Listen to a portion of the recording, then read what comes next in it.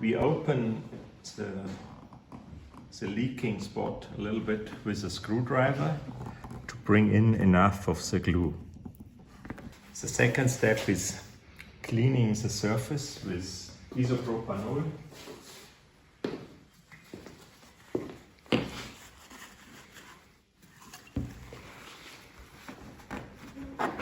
The second step is put some glue between the PVC seam tape and the hull. Now it has to dry before we press both surfaces together. We activate the glue.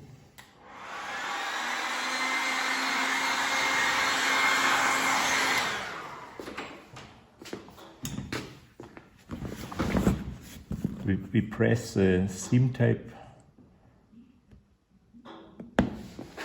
to the hull material. We fix the seam tape with a clamp. I recommend to keep the clamp on overnight.